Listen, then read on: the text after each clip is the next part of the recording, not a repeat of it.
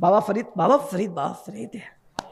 बाबा फरीद वो है, जब नौजवानी में चिल्ला कर रहे थे तो गरीब नवाज कुतुबुद्दीन बख्तियार काकी सरकार से मिलने गए थे।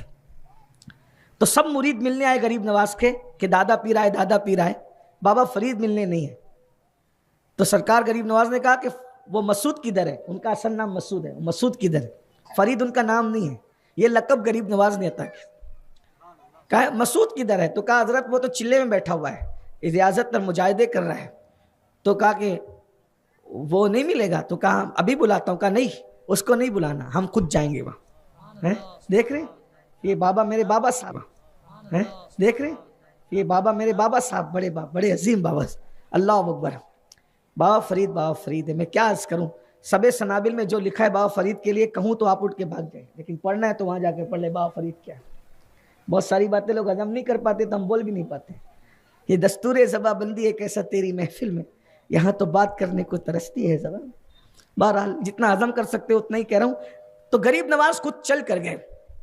बाबा साहब भूख और प्यास और रियाजत और मुजाहिदे से इतना निढाल थे कि खड़े होने की ताकत नहीं थी।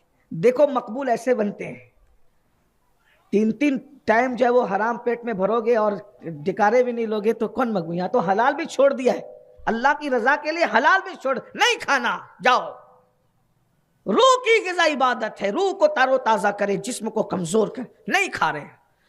जब दादा मुर्शिद को और पीरो मुर्शिद को देखा तो उठ के खड़े होने की कोशिश की, गिर गए ज़मीन, नहीं खड़े हो पाए। लेकिन गिरे भी तो किस शान से, बमुश्किल तमाम 17-18 साल की उम्र थी, इससे ज़्यादा। ये मुजाहिदे तय कर रहे थे, रियाजतें कर रहे, गिरे भी तो कैसे, मुर्शिद के पैर पे, अपने आप को मुर्शिद के पैर पे गिराया, कदम बोसी की। आज का माहौल भी ऐसा है कि आजकल के स्कूल और कॉलेज के लड़कों को कदम बोसी से भी तकलीफ है। बोले ये कि तो शिर्क हो गया भाई कदम बोसी। और छोकरे लोगों, एक कदम बोसी शिर्क नहीं है। अबू दाऊद शरीफ की हदीस है, सहाबा किराम रसूलुल्लाह के हाथ भी चूमते थे और पैर भी चूम। सजदा करना हराम है, पैर चूमना हराम नहीं। लेकिन अब स्कूल के लड़कों को कौन समझे, ये बेचारे रहते ही गड़बड़ के माहौल में तो गड़बड़ी वाली बात करते। पढ़ा लिखा आदमी जो बाबू दाऊद पढ़ा है वो तो ऐसी बात नहीं करेगा ना।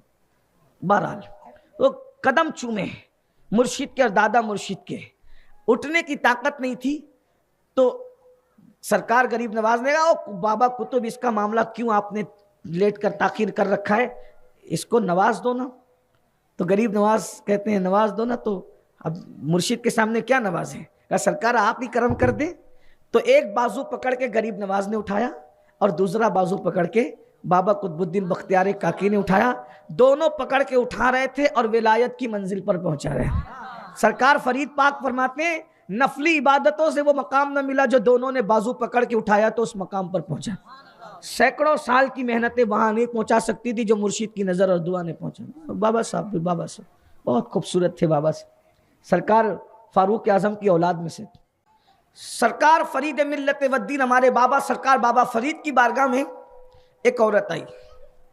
और वो औरत आई, आने के बाद कहने लगी सरकार मेरी बेटी की शादी है और अभी तक इंतजाम नहीं हुआ, तो कुछ इंतजाम कर दीजिए।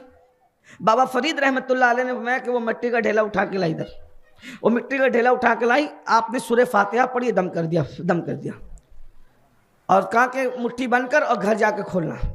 उसने जैसे ही घर जाके खोला तो वो मिट्टी का ढेला सोना बन गया था। आजकल के छोकरे इसका मजाक उड़ाते हैं कि ये कैसे हो सकता है। मैंने कहा जिस दिन फरीद सामने आएगा उस दिन सब हो सकता है। आज तुम्हारे दरमियान फरीद नहीं है ना, इसलिए तुमको ये अचंभा लग रहा है।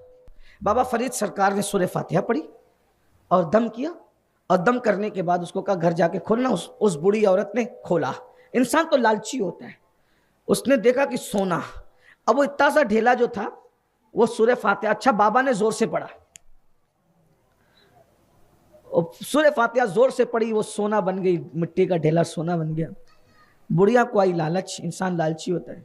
पहले तो पूरा घर भर लिया मिट्टी के ढेलों से, और जब मिट्टी के ढेलों से घर भर लिया तो कहा बाबा साहब ने तो एक ही बार फातिहा पढ़ी और ये पूरी रात पढ़ पढ़ के फूंकती रही, मिट्टी मिट्टी रही। आएगा हजरत ये क्या बात हुई, आपने भी सूरह फातिहा पढ़ी, मैंने ही पढ़ी, आपने तो एक ही बार पढ़ी, मैंने तो पूरी रात पढ़ी, लेकिन आपकी फूंक से मिट्टी सोना होगी, मेरी फूंक से नहीं हुई। बाबा साहब ने बहुत प्यारी बात में, बेटा कुरान तो वही है, उसका असर भी वही है, उसकी तासीर भी वही है, उसका सवाब भी वही है। लेकिन फरीद जैसी जबान तो ला, फरीद जैसी जबान ला बेटा। उसके बाद फातिहा पढ़, फिर देख फरीद की जबान क्या थी, क्या गोश्त की नहीं थी? वही गोश्त की जबान, वही उतनी जितनी सबकी होती है। फिर वो जबान क्या थी? वो जबान गाली नहीं देती थी, दुरूद पढ़ती। वो जबान गीबत नहीं करती थी, सीरतुन नबी बयान करती थी।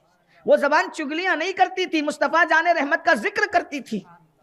वो जबान हराम नहीं खाती थी, हलाल खाती थी। बल्कि मेरे भाई बाबा फरीद तो इतने मोहतात थे, पूरी जिंदगी में कभी कर्जे को लेकर भी नहीं खाया। सूद और जुआ और हराम और सट्टा तो दूर की बात, कभी कर्जा लेकर भी नहीं खाया। बल्कि अपने मुरीदों को कहते थे, अगर अल्लाह तक पहुंचना है तो कर्जे से बचो, कर्जा ना ले। महबूब इलाही निजामुद्दीन औलिया को मुरीद ये शर्त पे किया कि तुम पूरी जिंदगी किसी से कर्जा नहीं मांगोगे। ये कर्जा मांगने की जो नवूसत है ना, ये भी बेबरकती। यानी जितनी चादर है, मैं नाजायर हराम नहीं कह रहा हूं, लेकिन जितनी चादर है उतना पैर फैलाओ, कर्जा ना मांगा करो। अब बताए, जिस मजहब में सूफिया के नजदीक तकवा यह है कि कर्जा ना मांगा करो, वो मजहब भीख मांगने की इजाजत कैसे दे? वो वाकया मैं आपको बताऊं बात आ गई है तो। बाबा फरीद रोटी नहीं खाते, देख लीजिए। आज तो हमें एक से एक कपड़े चाहिए, चाहे अपनी औकात ना हो। अगर अल्लाह ने नवाजे पहने एक से एक कपड़े, हमारे गौसपाक ने पहना रोजाना नए कपड़े, मोबाइल अच्छे खरीदो, अल्लाह ने दिया। लेकिन अगर नहीं है, अल्लाह ने आजमाइश में डाला है, जितनी चादर है उतने ही पैर फैला। मोबाइल से, कपड़ों से, झूठी शान बताने से इज्जत नहीं मिलती। इज्जत अल्लाह से डरने की वजह से मिलती, रसूलुल्लाह की वफादारी की वजह से इज्जत मिलती है। तो बाबा साहब रोटी नहीं खाते थे क्योंकि उनके यहाँ रोटी का इंतज़ाम नहीं था। बाबा साहब ने अपनी ज़िंदगी का अक्सर हिस्सा गूलर पे गुजारा। गूलर समझते हैं तो सभी मालेगांव की ज़बान में गूलर कह रहा हूँ, थोड़ा सा पढ़े लिखे बैठे हुए दाएं बाएं, वरना अगर नीचे बैठता तो कहता गुल्लर। अब समझ में आएगा, हमारे एक शहर में उसको गूलर को गुल्लर कहते हैं। बहुत खाया होगा आपने भी, हमने ही बहुत खाया।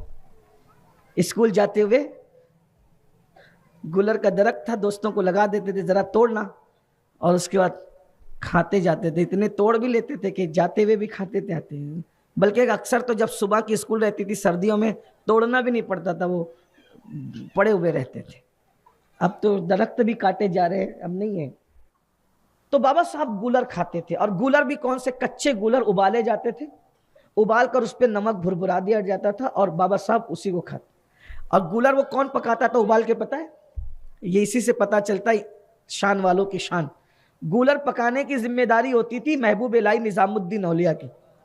जिसका खादिम इतना बड़ा, वो मखदूम कितना बड़ा होगा। कोई एक मुरीद गूलर लाने जाता था, एक मुरीद पानी लाने जाता था, एक मुरीद लकड़ियां लाता था जंगल से। अब बाबा साहब ने एक दिन गूलर वही खाया, नमाज पढ़ी। जब नमाज पढ़ी मजा नहीं आया बाबा साहब को, सलाम फेरा, गुस्से में आ गए। मोहम्मद अहमद, सरकार निजामुद्दीन औलिया का नाम मोहम्मद है, उनके अब्बा का नाम अहमद है, बदायूं में पैदा हुए थे। कहा मोहम्मद अहमद। जी बाबा साहब, सरकार हुकुम। खाना किसने बनाया? मैंने बनाया। क्या गलती की तुमने? हुजूर हो क्या गया? आज नमाज में मजा नहीं आया। देखो, नमाज में मजा नहीं आया तो वुजू चेक नहीं किया, नमाज में मजा नहीं आया तो गुस्ल चेक नहीं किया, नमाज में मजा नहीं आया तो मुसल्ला चेक नहीं किया, नमाज में मजा नहीं आया तो कपड़े चेक नहीं किए, क्योंकि ये सब बात का मैटर है। नमाज में मजा नहीं आया तो लुकमा चेक कर रहे हैं। पता चला जिनको नमाज में मजा नहीं आता, पहले उनको लुकमा चेक करना चाहिए। और आज किसी को नमाज में मजा नहीं आ रहा इल्ला। अगर नमाज में मजा आता तो मस्जिदें वीरान क्यों रहती? मजा तो लोगों को इंटरनेट पर आ रहा है ना, मजा तो लोगों को कैरम कल्बों में आ रहा है, नमाज मजा तो लोगों को सट्टों में आ रहा है। शैतान ने अगवा कर लिया है। बड़ी माजरत के साथ मुसल्लों पर खड़े रहने वालों को भी मजा नहीं आ रहा है अल्लाह माशा। क्यों नहीं आ रहा है? पेट, हमारे पेट में जहन्नम की भट्टी बन गए हैं पेट। हराम हराम हराम सब, इल्ला माशाल्लाह हराम खा रहे, इल्ला माशाल्लाह।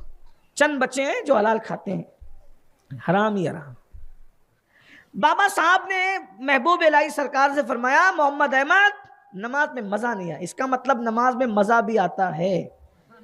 जिस दिन मेरी कौम को नमाज का मजा पता चल जाएगा, उस दिन मेरी कौम के मुकर्रिर को नमाज के उन्वान पे तकरीर करने की जरूरत नहीं पड़ेगी। उसकी वजह यह है, किसी भी लजीज से लजीज डिश के अंदर वो मजा नहीं आया जो अल्लाह की इबादत में मजा आता है। लेकिन बस एक मर्तबा नमाज की लज्जत किसी को नसीब हो जाए, दुआ करो वो सजदा मिल जाए, जो लजीज सजदा हो, जो लज्जत वाला सजदा हो, लेकिन वो हलाल के बगैर कभी नहीं आ सकता। बाबा साहब ने फरमाया, क्या गलती की खाने में मेरे? हुजूर कुछ नहीं। किसने बनाया? मैं नहीं बनाया। पानी कौन लाया? वही जो रोज लाता है। लकड़ी कौन लाया? वो जो रोज लाता है। मोहम्मद अहमद मुझे मजा नहीं आया, इसका मतलब यह है कि मेरे खाने में कोई ना कोई गड़बड़ हुई है, चेक करो वरना मैं सबको इस जिम्मेदारी से हटा दूंगा। बताओ। मैं महबूब इलाही सरकार रोते हुए, सरकार गलती हो गई, मुझी से हुई। क्या हुई?